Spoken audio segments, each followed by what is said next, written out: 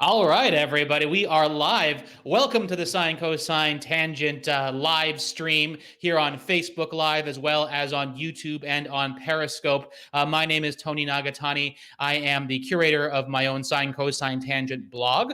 So if you're watching us and you haven't done so already, please head on over to YouTube and subscribe to this very YouTube channel. You can check down below. The scroll has a bit.ly link to that YouTube channel. If you can, please.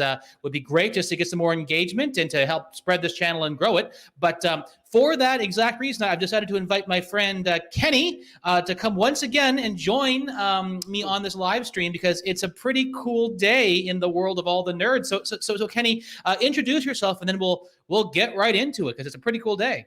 Oh yeah. Hello again. My name's Kenny, obviously, and I'm a huge nerd. I go by Geekyfanboy on all the platforms, and yes, I'm so excited about today, just because I'm a huge fan. I mean, obviously, it's Star Trek is what we're talking about, and I'm a huge fan of that. And the stuff that they were releasing has just been so crazy. And I texted a Slack to Tony about it because we work together. And he was like, "Oh God, we got to do a live." And I'm like, "Yeah, I'm all for it. Let's talk Star Trek." So this happened so quickly. I wasn't expecting to do this when I woke up this morning.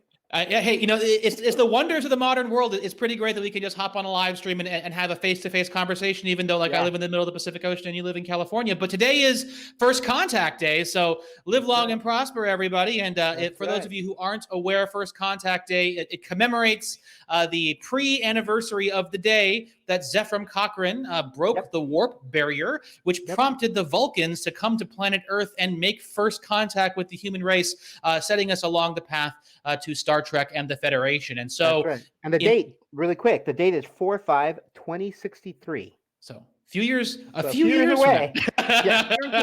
We can only hope. But it's funny. The powers that be at Paramount and Paramount Plus have decided to use this particular day as a marketing tool to show off what is coming up over the course of the next year in the world of Star Trek.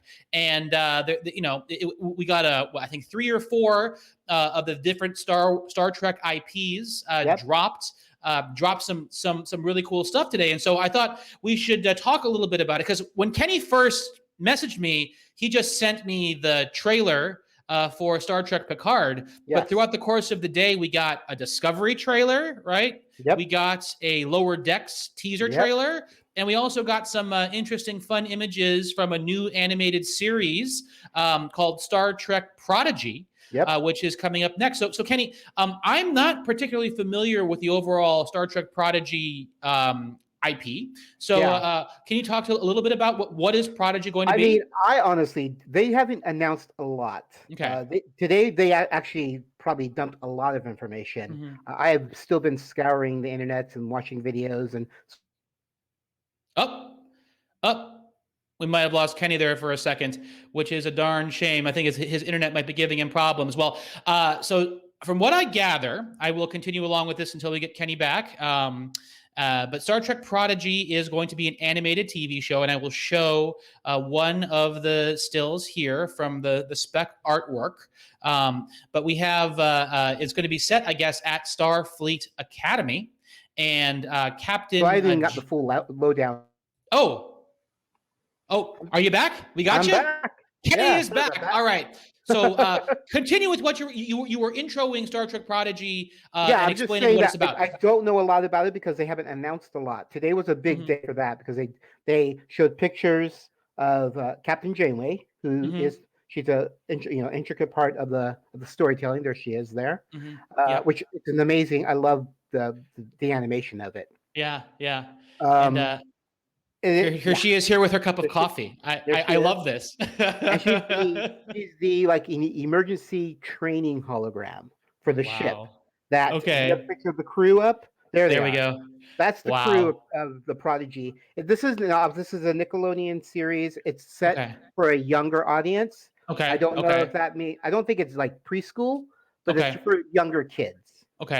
So I mean, It's exciting to me. You know what? I watched a whole heck of a lot of Star Wars, Clone Wars, and Star Wars Rebels, and this seems to me similar animation style, but definitely its own thing. And it's exciting that it's on Nickelodeon. Yes.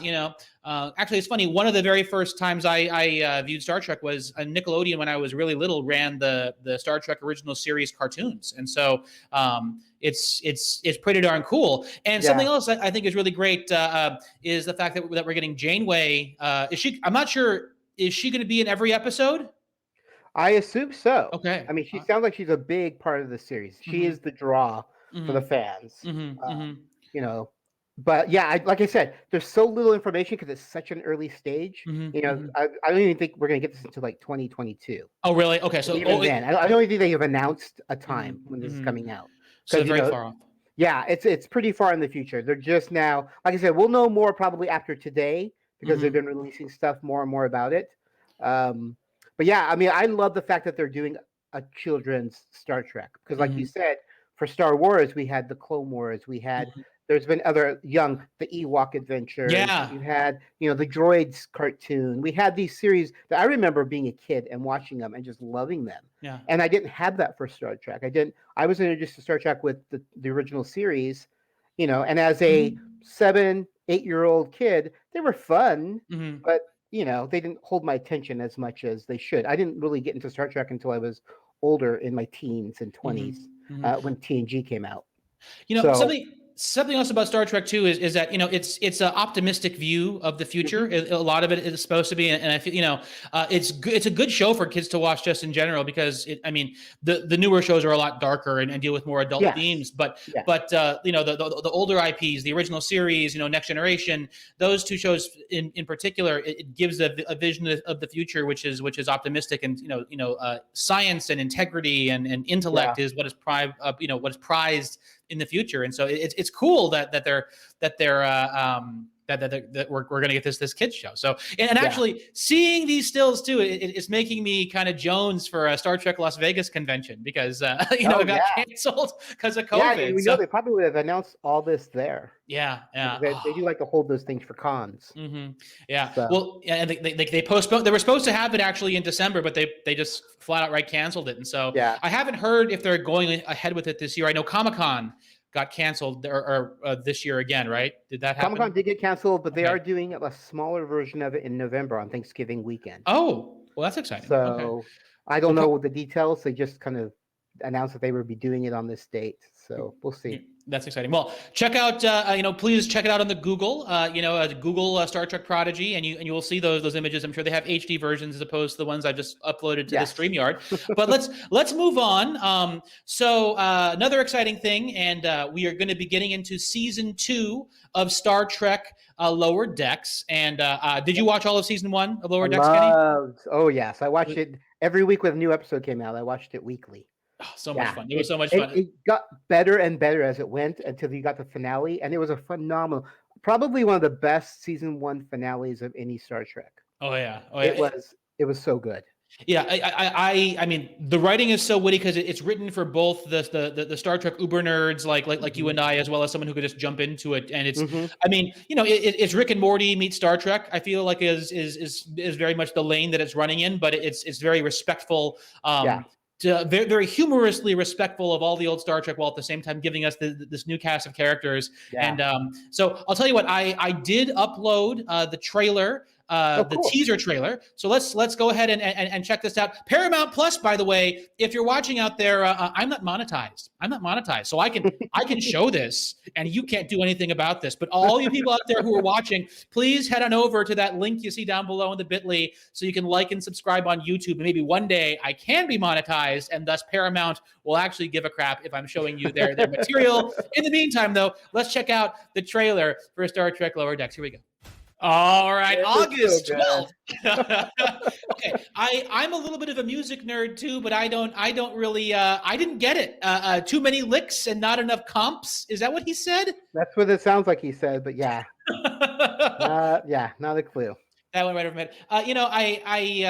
Oh goodness, love this the sound of that overall trailer too, and just the way it just pushes you right into everything. And we're going to get Riker on board because Boimler at the end. I wonder how long we're going to be split like this.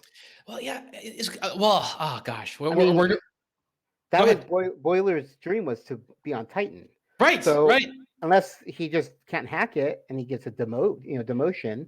Oh, or God. I don't know. It'll be interesting. Or they're going to keep them split like that for a while, and we get to see the Titan, which I love because it has Riker and Troy on it. Mm-hmm. So, yeah. Well, so this is something interesting that we can talk about too, because I'd read that they were going to do a Star Trek Titan standalone television show. Which I thought was going to be pretty exciting overall, and I'm curious, if Boimler now may be a character if they do a live action Star Trek Titan show. I don't know. I don't know if they can do that now, just because of Riker's retired. Yeah. I mean, we've seen him in Picard with Troy, and they're retired, and I mean, I don't know how they would do that. Cartoon, yes. If they want to do a Titan spinoff, I would be all for a Titan spinoff cartoon. That would be cool. It would be really, really cool too if maybe it could be a little bit more in the vein of like a Last Airbender or like a Castlevania. I mean, I really, really, really like Lower Decks. It's funny. It's really, really funny, and it's meant to be humorous. But if we're gonna get some advanced stories, in like on the Titan, like where we can maybe meet, Riker and Troy's kids, before like the tragedy that happened and, alluded to in season 1 happens. So then we could see that maybe some more adult themes would be cool for Titan as well. I grew up a Riker dude too. So I want more cool Riker content, so, I mean, even the episode of Picard where Riker, well, he was in 2, right? But in the main episode where they went to the Elise, I forget what was that planet called. It's been a while. I have the Peace Planet, basically, where they went after their son. Spoiler alert, passed away. That was just a very fun episode to me because it was cool because we got to see Riker and Troy, act, 25, 30 years in the future. But then there was that one moment where they suddenly become threatened and it's like, red alert! And shields up around the house and he just leaped right back into being. He was Commander Riker right over again. I just love that moment. So anyway, that is very, very exciting. Okay, in addition to that teaser trailer to Star Trek Lower Decks, we got an extensive trailer actually for Star Trek Discovery Season 4. It's really neat because I know COVID delayed the release of Star Trek Discovery Season 3. And so I wasn't expecting this level of trailer so soon since the finale of Discovery Season 3 happened. But I guess it does kind of make sense that this would happen. So I mean, we're getting the series at the end of the year. So it's going to be here soon. It's not, because between seasons 2 and 3, like you said, COVID hit, and it's like a year and a half or 2 years before we got another season. This one's going to be less than a year before we get season 4. Gotcha. So, well, oh boy. Well, it was, people either loved or hated the previous season of Discovery. Is a very divisive Star Trek show in many ways. I really enjoyed a lot of season 3. I mean, there was so much to like. The music was really excellent. I really, really liked the character of Tilly and what happened with her throughout the course of that show. I have some friends who are a lot more critical of it than I am. I would recommend people to watch it overall. I'm the same way. Season 1 was good. Season 2 I thought was really good. Yeah. Season 3, I loved season 3, but I had a hard time with the storyline in general. Just because I don't like the idea of, should we do spoilers or no spoilers? Yeah, go ahead. Spoilers. I mean, you're going to show a trailer. Spoiler warning for season 3. I just didn't like. I didn't like the idea of the burn overall.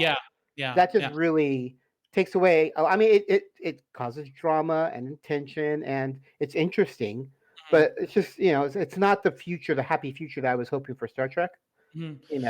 Yeah. So. less optimistic.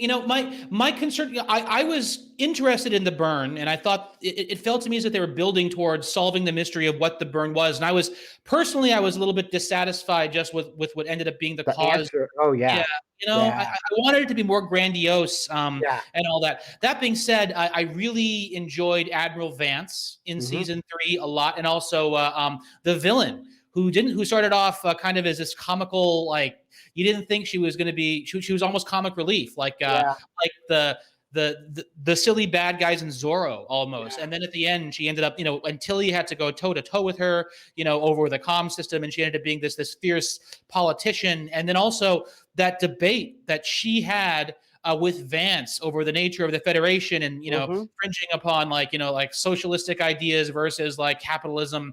I found that to be really, really interesting, and I'd like to see some more of that. But I'll tell you what, let's show the Disco season 4 trailer. So here it is.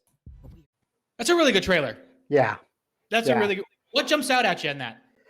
Obviously, the uniforms, because the music is beautiful, and I love the speech that she gives.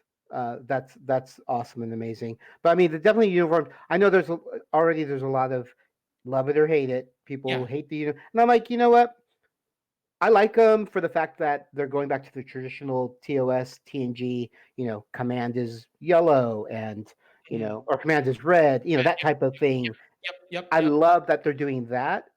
To me, it's all about the story. If the story is good, I can pretty much overlook costume. That's just, you get used to it after a while. No, totally. I mean, it just looks like it's gonna be another. These poor people just can't catch a break. It seems like. I mean, this huge thing. They figure out what the burn is.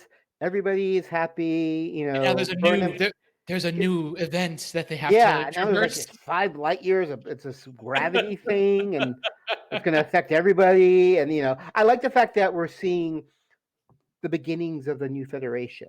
With Vulcan and with that whatever that woman is. Well, I did some slowdowns on that, and she's at least part Cardassian. Yeah. So it's interesting because I mean she might be Cardassian human hybrid or Cardassian. Yeah, because you mentioned that earlier. She looks human Cardassian hybrid. So I'm very curious to see what they make of that character. And I mean, we've had hybrid Cardassian characters like on DS9 with Ducat's daughter Zial. Yeah, but she looked all Cardassian to me. She totally had no human features really. Just with the Bajoran bumps, they just added those to her. But she had, she definitely had like the spoon forehead and the whole, like the brow lines that the Cardassians have, and just the idea that in 900 years in the future, whenever they are, the Cardassian people have evolved to the point where they're intermingling with other species, which is very non-Cardassian, actually. Well, it'd be interesting because we know nothing about the Cardassians, right in this future. Well, we don't know anything about the Klingons either, because the Klingons are in season 1, and then that storyline kind of was done. Well, again, makeup was kind of the reason why they. Yes, yeah. But we really don't know. Is the Klingon Empire still there? Yeah, you know I'll say this too. It's kind of a shame because, and actually, I really hope we get some more Klingons in Strange New Worlds, because I really do miss that character L'Rell, who was ultimately the Chancellor of the Klingon High Council in season 2 of Discovery. I would like to see some more of her and the actress who plays her, Mary Chieffo. But the way they kind of they didn't really conclude anything with her character. It's just that she just still exists. But it's funny, we're showing these trailers for all these series, but the one that I think we're most curious about, well, besides Picard, but is the Strange New Worlds trailer, which I was expecting something would be released, but I haven't seen anything yet. As soon as we're done recording, I'm sure they'll release it. But they've been really, just if anyone go to Paramount Plus on YouTube channel, and there's so many amazing. Will Wheaton did a lot of interviews, and there was another host who did a lot of interviews. There's like a good 10 to 12 videos of them interviewing cast members and producers of all the series that are coming out, including Strange New Worlds. That one I did not see. That's what I'm saying. I think they were saving that for last, but by the time we started this, they had only gotten up to. It was obviously Picard and Discovery and Prodigy. Okay, and then they had Lower Decks as well. But then there was no Strange New Worlds yet. Boy. So that might be they might be doing those now. I got a lot of YouTube to watch. Is what it's Yes, starting to sound and like they're to great me. because they're like 6 to 7 minutes, so it's not Yeah, like it's a lot of time to right. wait from the video. There's a really good one with Picard and well, let's talk. Let's before Well, we let's get into that, I let's don't get want to into it. spoil that. So Yeah. this morning, Kenny sent me the link to this trailer that we're about to play for Star Trek Picard, and which is why we're here right I'm now. the most excited for this. This Yeah. is what really, yeah. All right, let me cue this one up, and here we go. Here is the trailer for season 2 of Star Trek Picard. All right, everyone, go get your Paramount Plus subscription right now. I gotta say, so season 1 of Picard, we used to go to lunch and talk about this all the time, and talk about what we wanted it to be, and how we were. I think I was a little disappointed that we didn't get Q. As a character in season 1 of Picard, because he's kind of like he was the original antagonist in Encounter at Farpoint. He was the final antagonist at the end of All Good Things, and he bookended the show. And so to have a Picard show without Q kind of didn't seem complete. Now I'm very happy with the way that they ended up doing the kind of their own thing and expanding the Romulans and introducing us to this whole new cast of characters. But it certainly is exciting to see that Q is going to be back, and that's super exciting. Yeah, it kind of makes sense too, because I don't know if you saw the video where Patrick Stewart was on The View promoting Picard season 1, and he invited Whoopi Goldberg to return as Guinan. Yes, and I mean to have Q and Guinan again, hopefully together, because they had that rivalry, and they never explained why the Q are afraid of the Elorians. Right. Because we never see her have any power, but she does throw up in a defense. Yeah, she does move. Like a whole she does like a defense move, like I'm going to stop you from doing what you're doing. Right. So I'm like, and he's obviously scared of her.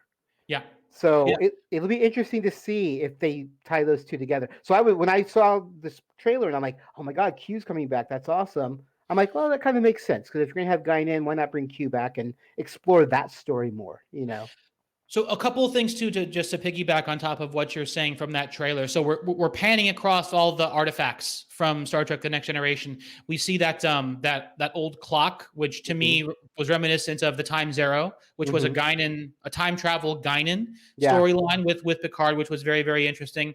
We come across the Stargazer, which was Picard's first command, which where he did the Picard maneuver and was got into a battle with the Ferengi, and ultimately that battle itself probably set back, Federation Ferengi relations for quite some time, to the point where they were seen as the primary villains of the first season of Star Trek: The Next Generation, which I thought was pretty darn interesting too. We see the mural in the background of the Enterprise D, that iconic mural there, which is really, really cool. And then of course we settle upon the gaming table with the Queen of Hearts on there, and so when I saw that image so with the hourglass going backwards, I was thinking, okay, there has to be a Q thing going on here to begin with. Okay. Yes.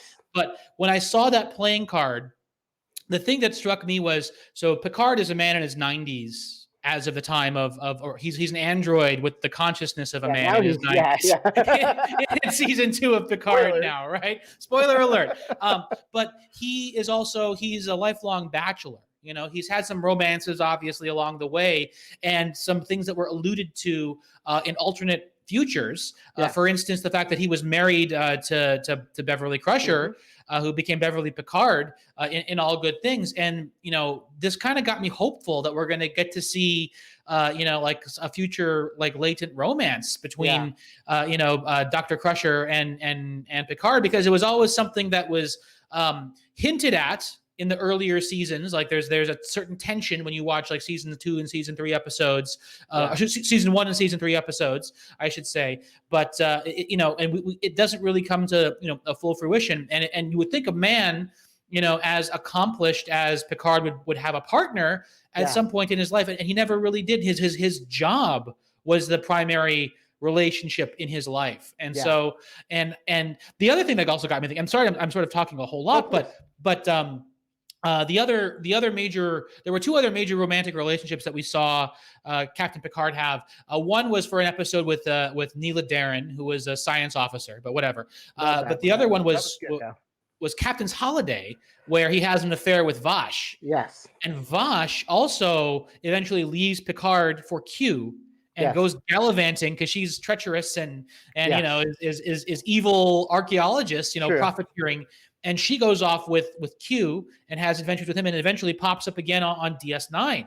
So there, that trailer, there's a lot of things that really could be out there, and so I'm pretty excited. So Kenny, what do you think about all that? I mean, I knew they just like literally started like 2 weeks ago filming. So I'm like, obviously there's not going to be a lot of footage.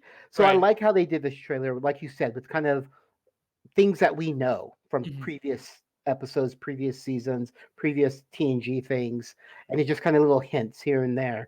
I had with the card, the Queen of Hearts, didn't even dawn on me. Didn't have any kind of love interest. I just when it dissolved away and Q was left, I was like, was that the main reason for that? But then again, I was talking to my friend Brian, and he's like, well, you know, there is the Borg Queen.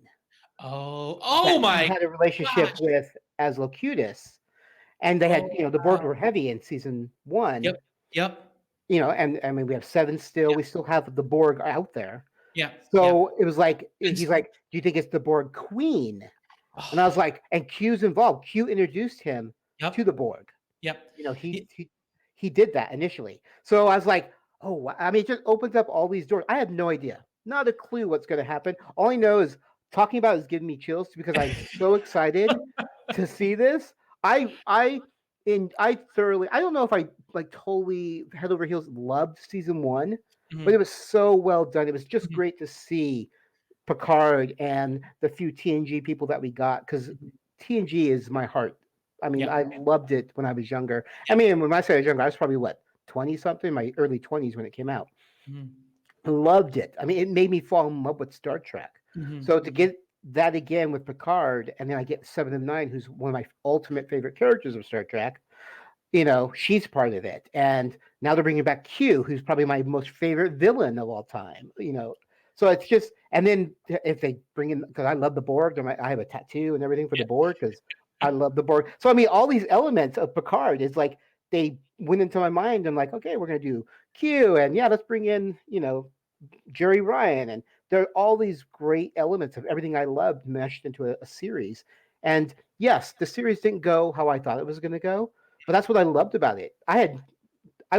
I couldn't guess from week to week what the heck was going to happen on that series. Right. No, I remember we would have lunch. We would talk about it. And I was going off. I was, oh no, this is definitely Geordi's implants and the Borg implants that Laura gave him. And I was wrong. So but that's what I love about it, though, is that that's what makes it so much fun. Is that, and just recently with WandaVision for the Marvel fans, I loved watching that because I honestly had not a clue.